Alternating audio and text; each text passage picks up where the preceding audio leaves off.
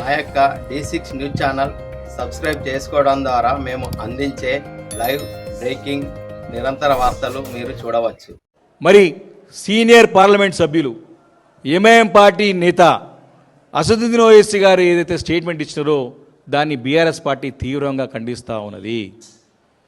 వారు ఎంత ఈజీగా మాట మార్చారంటే, మరి ఇక్కడ జూబ్లీహిల్స్లో 10 సంవత్సరాలలో కేసీఆర్ గారి నాయకత్వంలో అక్కడ శాసనసభ్యుడు మరి గోపీనాథ్ గారు, స్వర్గీయ గోపీనాథ్ గారి నాయకత్వంలో అభివృద్ధి జరగలేని చెప్పేసి ప్రజలని ఈ ఎలక్షన్ స్వార్థ రాజకీయాల కోసం పక్కదో పట్టించే ప్రయత్నం చేస్తూ ఉన్నారు. పోటీ పెట్టకుండా మేము కాంగ్రెస్కే ప్రత్యక్షంగా సపోర్ట్ చేస్తామని చెప్తా ఉన్నారు.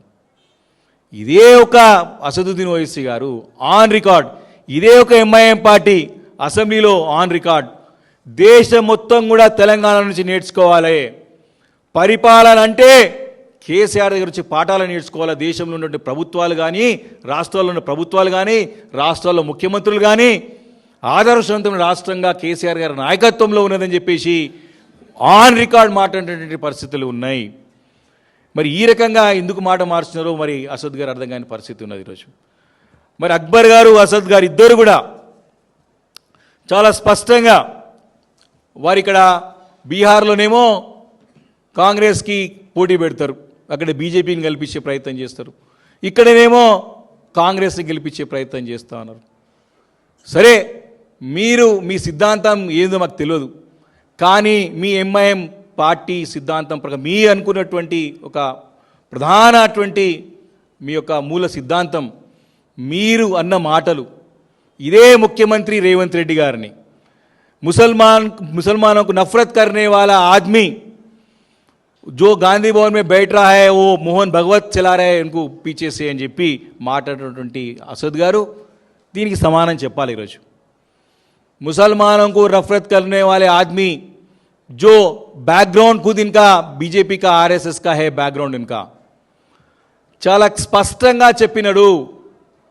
ఇదే ఒక వారి శాసనసభ నేత ఎంఐఎం పార్టీ అక్బరుద్దీన్ గారు స్పష్టంగా వారి యొక్క ఎన్నికల ప్రచారంలో వారి యొక్క ఉపన్యాసంలో ఇదే రేవంత్ రెడ్డి గారి పట్టుకొని ఇనో ఆర్ఎస్ఎస్ కా టిల్లు హే ఇస్కు జరూర్ ఈ ఆర్ఎస్ఎస్ కా టిల్లుకు బిల్లు బనాయంగే అని చెప్పినాడు. ఈరోజు అడుగుతా ఉన్నా, మీరు ఈ టిల్లుని ఎవరైతే రేవంత్ రెడ్డిని మీరు టిల్లు అన్నారో, ఆయనను బిల్లు చేస్తున్నారో, ఈరోజు మీరు బిల్లులు ఎందుకయ్యారని చెప్పి ప్రశ్నిస్తూ ఉంది బీఆర్ఎస్ పార్టీ. ఈరోజు మొత్తం కూడా మైనారిటీస్ అంతా మీ ఏమిడని అనుకుంటున్నారు. ఈరోజు అందరూ కూడా మిమ్మల్ని అడుగుతున్నారు, ముసల్మాన్ भाई पूरे आपको पूछ रहे हैं ये आरएसएस टिल्लू जो रेवंत रेड्डी है आज उन्होंने आपको कैसा, इससे पहले शैतान था अभी भगवान कैसे बन गया అని చెప్పి ఈరోజు ముస్లిం మైనారిటీ సోదరులందరూ కూడా వీరిని ప్రశ్నిస్తూ ఉన్నారు. వారి మాట నమ్మే పరిస్థితులు లేరు. ఎన్నికల ముందేమో శైతాన్, ఇప్పుడేమో భగవాన్, ఎట్లా దీని మాట అని ప్రశ్నిస్తూ ఉన్నారు ముస్లిం సోదరులందరూ కూడా. వారు నమ్మే పరిస్థితుల్లో లేరు. కాబట్టి ఈ రకంగా ఈ ప్రజలని అమాయకం చేయాలని చెప్పి చేసే ప్రయత్నాలన్నీ కూడా ఎంఐఎం పార్టీ కూడా మానుకోవాలా. మీరే మీ మాటల ద్వారానే ముసల్మానం को नफरत करने वाला आदमी जो रेवंत रेड्डी है इनको सबक सिखाना అని చెప్పినారు. जो ये आरएसएस का टिल्लू जो है रेवंत रेड्डी इसको बिल्लू बनाएंगे అని చెప్పినారు. आज पूरे मुसलमान भाई आपको पूछ रहा है आज आप क्यों बिल्ली बन गया, దీనికి సమానం చెప్పాలి. ముస్లిం మైనారిటీ సోదరులందరూ కూడా స్పష్టంగా దీనిపైన రేపు తీర్పు చెప్పబోతున్నారు.